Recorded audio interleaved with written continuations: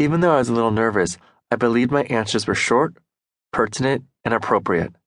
If I got the job, I could work as a translator for China's General Company for Road and Bridge Construction, our nation's largest state-owned company. After about an hour of intense interviewing, he stuck out his hand. "You have the job, and you will receive double salary.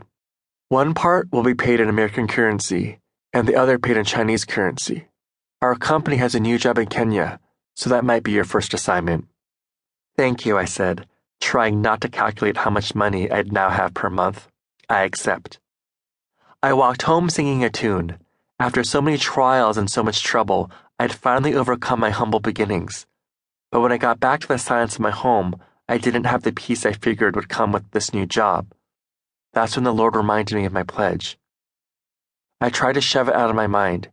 After all, I'd scrimped by on almost nothing my entire life. Now that I had a wife, couldn't I simply make a little extra? Or even a great deal extra? "I think I might be going to Kenya," I told James during the next men's prayer meeting. "To Kenya? Won't that complicate your plan to spread the gospel in China?" I knew God wasn't going to let me get away from His will for my life. I broke down and told James all about my occupational decisions and struggles. I wanted to make money, but I'd pledged to God I'd take a job that allowed me to do ministry as well. While I discussed my options with my friend, it became undeniably clear. "I should be about the kingdom's work," I said at last. "The Lord will honor my commitment and show me what job is best for my circumstances." There was one job option that would give me flexibility during the evenings and enough money to make ends meet. Barely. Neither of us said the word teacher, because we both knew I'd been rebelling against that job my entire life, but that was the only option that would allow me to keep my promise. "Yes," my friend said, "there's got to be some sort of job." His voice trailed off ambiguously. "God will make it clear." I wasn't the only one who didn't want to be a teacher. Many educated Chinese graduates also shunned the job. The Communist Party school was a training ground for those on the way to becoming high-ranking communist leaders. Since party members had elite educational backgrounds, they turned down such low-paying jobs in favor of more prestigious ones. Consequently, the Communist Party school couldn't find enough English teachers within the party to teach their budding officials. The school began hiring non-communist members. "We still need one more teacher," a woman who'd graduated from the same university program told me. She'd taught English at the Communist Party school for a few years and seemed quite content. "Sorry," I said, "I'm not a communist." "I was the first non-communist they hired," she said. "Believe me, they'd prefer I was a member, but it came down to a teacher shortage. They needed me. If you're interested in a job, I think you'd be perfect." The next morning, I shuffled into the heavily guarded, unmarked campus far from Tiananmen Square.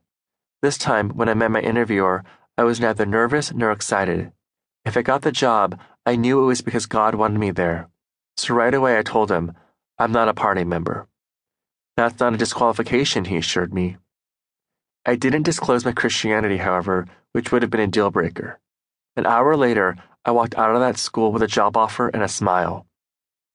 "You won't believe what job I just got," I told James after the interview. God let me keep my promise to him by giving me a job training high-ranking communist officials. The irony of it all made us both break into laughter. Heidi was living in our province, finishing her school year and studying to pass the graduate entrance exam to the People's University of Beijing.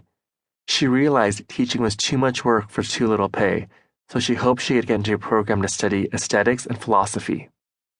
In the meantime, I moved into the Communist Party school compound, where I was assigned a dorm with another married man whose wife was also living in another city.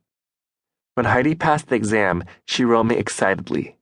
Not only was her future opening up, she could move to Beijing and we could finally live together as man and wife. "The only problem is that tuition costs 24,000 yuan, she wrote. At that time, that amount was about 3,000 American dollars. It was such an unobtainable amount of money, there was no way she'd be able to attend without divine intervention. Thankfully, as Christians, we believed in miracles. Every day for weeks, I prayed for her education. Then, during one of my prayer meetings, I shared my financial... To keep listening to this audiobook, I've left you a link in the description so you can do it, at no cost thanks to Audible's 30-day free trial.